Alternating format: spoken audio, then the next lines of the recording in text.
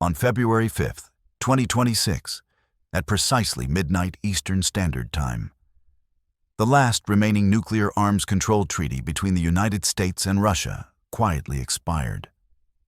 No dramatic announcement, no emergency UN Security Council meeting, just silence as the New START Treaty, which had legally limited both superpowers to 1,550 deployed strategic nuclear warheads, each for the past 16 years, ceased to exist.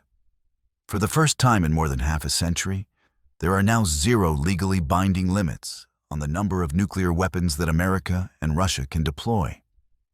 No inspections, no transparency, no verification, and no constraints whatsoever on the two countries that collectively control over 90% of the world's 12,000 nuclear warheads.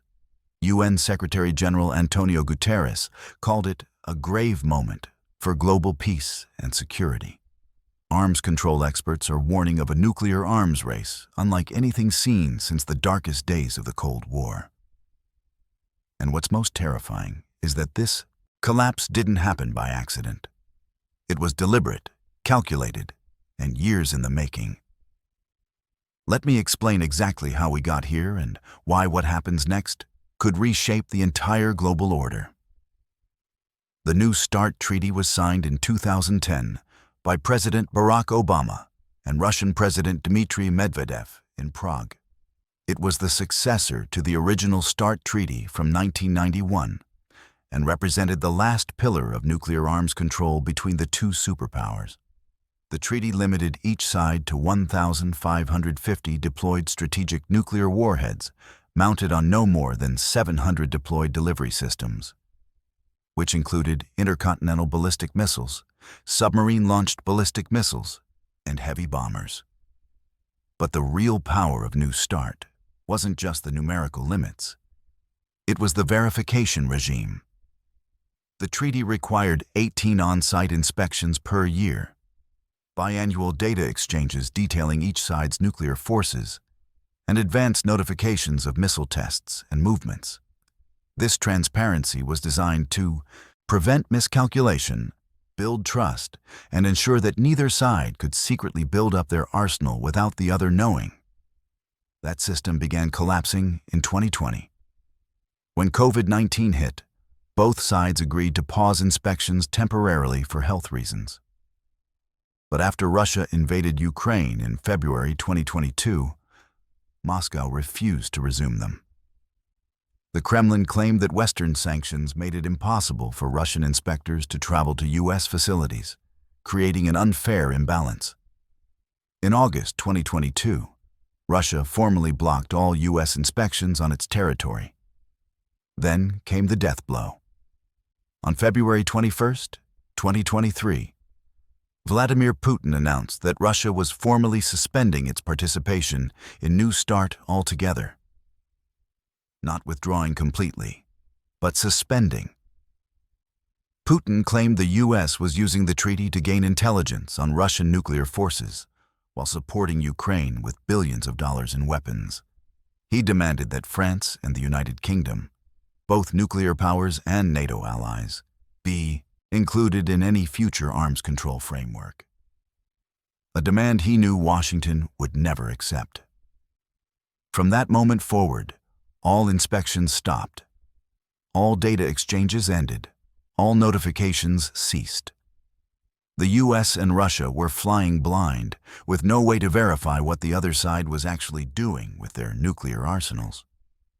Both countries claimed they would continue voluntarily adhering to the treaty's numerical limits of 1,550 deployed warheads. But without inspections, those claims were impossible to verify. And now, as of February 5th, 2026, even the voluntary limits are gone. The treaty has expired, and under its own terms, it could only be extended once, which already happened in 2021 when President Biden extended it for 5 years. There is no mechanism for another extension. The treaty is dead. Russia did make one last-ditch proposal in September 2025. Moscow suggested that both sides continue adhering to New START's limits for 1 additional year through a gentleman's agreement, while they negotiated a replacement treaty. But President Trump rejected the offer. He's repeatedly stated that any new nuclear arms control agreement must include China, whose nuclear arsenal has been expanding at an alarming rate.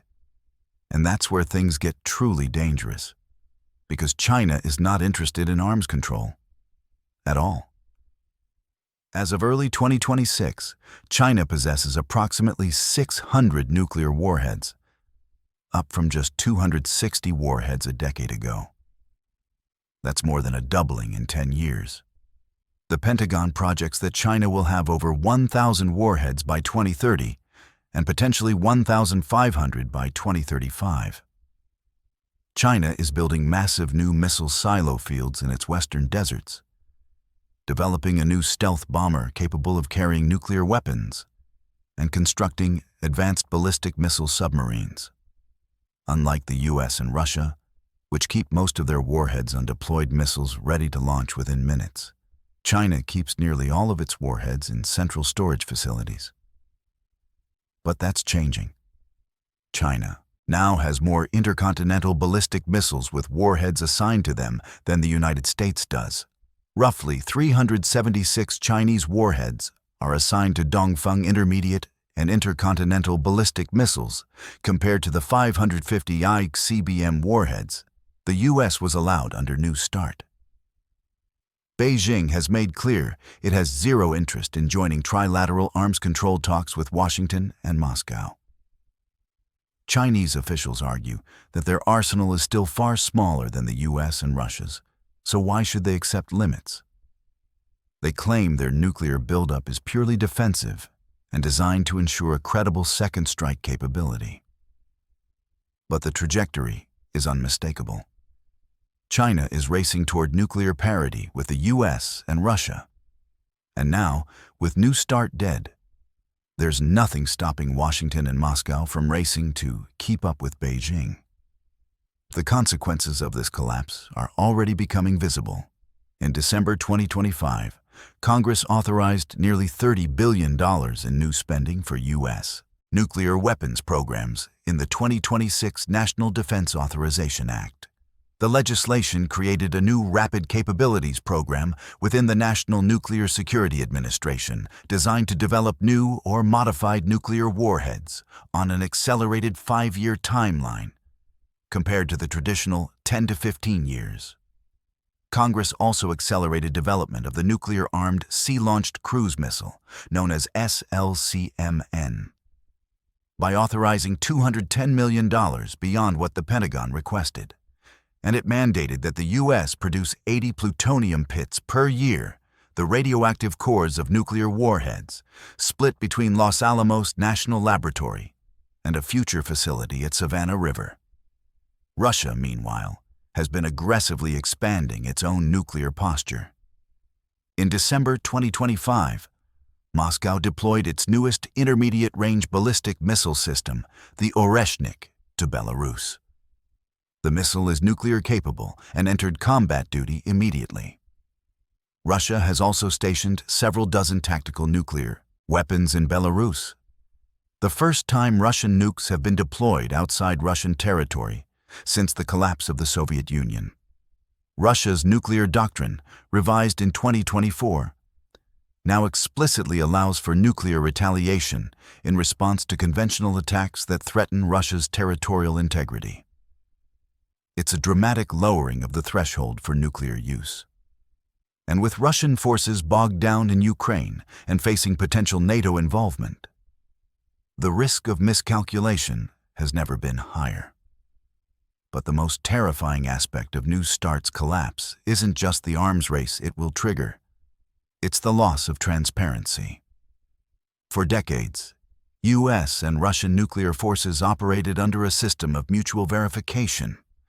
Each side knew, with reasonable certainty, how many warheads the other possessed, where they were located, and what their operational status was. That knowledge created stability. It prevented worst-case scenario planning. It reduced the risk of surprise attack. Now, that's gone. The US has no way of knowing if Russia is secretly deploying thousands of additional warheads. Russia has no way of knowing if the US is doing the same. And neither side has any insight into what China is actually building in those massive underground facilities in its western provinces. This uncertainty breeds paranoia, and paranoia breeds arms races. During the Cold War, the US and Soviet Union built tens of thousands of nuclear warheads, far more than either side actually needed, because each feared the other was secretly building more. It was called the security dilemma, and we're about to experience it all over again, except this time with 3 nuclear superpowers instead of 2. The ripple effects extend far beyond Washington, Moscow, and Beijing. The collapse of New START fundamentally undermines the 1968 Nuclear Non-Proliferation Treaty, the cornerstone of global efforts to prevent the spread of nuclear weapons. The NPT was built on a grand bargain. Non-nuclear states agreed not to pursue nukes in exchange for the nuclear powers agreeing to eventually disarm. But if the US and Russia are expanding their arsenals instead of reducing them, why should countries like Iran, Saudi Arabia, or South Korea continue honoring their commitments? Already there are growing debates in Japan, Poland, and South Korea about whether they should develop their own nuclear weapons. Ukraine, which gave up the world's 3rd largest nuclear arsenal in 1994 in exchange for security guarantees that were later violated, is a cautionary tale that resonates across the globe. The Middle East is particularly volatile. If Iran ever crosses the nuclear threshold, Saudi Arabia has made clear it will pursue its own bomb. Turkey might follow. Egypt could join in. A regional nuclear arms race in the world's most unstable region is a nightmare scenario that becomes far more likely without a functioning global arms control architecture. Europe is also facing an existential reckoning. For decades, European security has been guaranteed by America's nuclear umbrella and the assumption that arms control treaties would prevent a catastrophic US-Russia confrontation. Now, with New START dead and Trump's unpredictable approach to NATO, European leaders are questioning whether they can still rely on Washington. France and the UK, the only 2 nuclear powers in Europe, are being pressured to expand their arsenals to compensate. But their combined total of roughly 500 warheads is dwarfed by Russia's 5,500. Building up to Russian levels would